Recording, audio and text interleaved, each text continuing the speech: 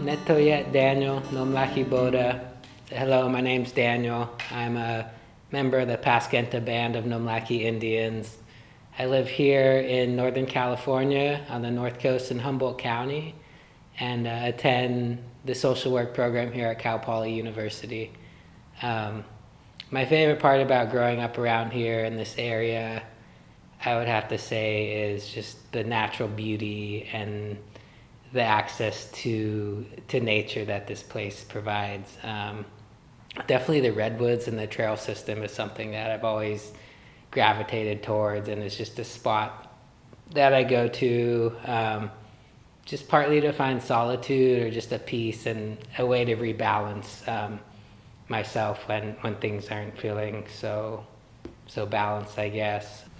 I feel like my favorite thing about living in Humboldt and being someone who grew up here, just getting to continue to spend time here, is really, it does come down to the people. I feel like there seems to be something so special and immaterial about this place, and when you meet other people, regardless of where you are around the world, who have either heard of Humboldt or traveled here or grew up here, there's kind of this like instantaneous connection between you and that other person that I think is really special, and kind of rests in this mutual shared bond of love for nature and love for the more unique corners of life. I really appreciate the diversity in the environment. We are a 10-minute drive away from the ocean. We live in the heart of the forest right here on campus.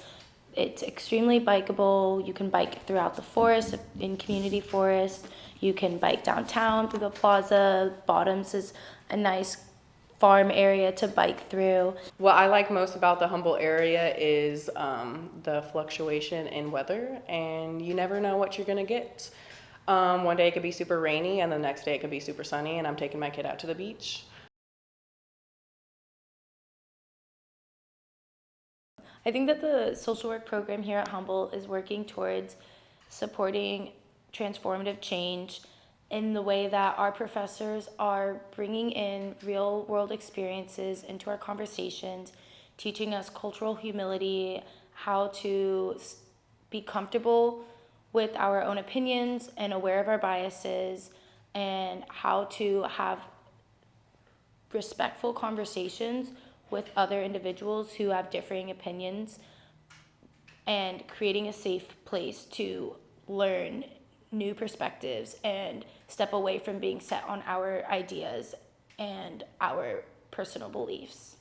All my professors here so far, and kind of the curriculum in general, has been very centered around having you question kind of your assumptions that you're coming into the program with and the beliefs you held before. And I feel like they give you kind of the tools to go into the career of social work, being able to create further change, even if it's not necessarily change that is being talked about right now in the moment or being pushed on us by our professors as something to focus on or to seek resolution on. Here at Cal Poly Humboldt, the social work program and those within the department have just done a great job developing relationships and building the trust in the community over time that I think will reflect in the future for generations to come.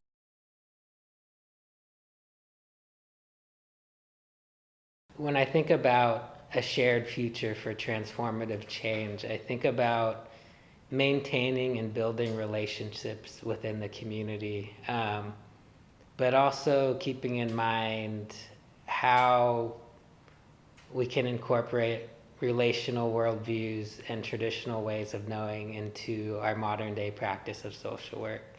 I think it's important to keep that in mind and recognizing when something's out of balance. Moving away from the Western narrative of read a book, it's fact, now you know it, into a more personalized way of living, I guess.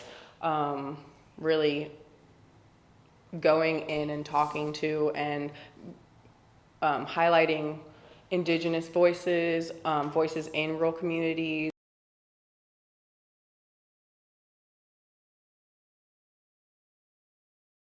When I think about the relationship between communities and nature in the present and into the future and beyond, I think that kind of one of the most important things that communities need to get back is their understanding of the mutual kind of reliance that nature has on them and that they have on nature.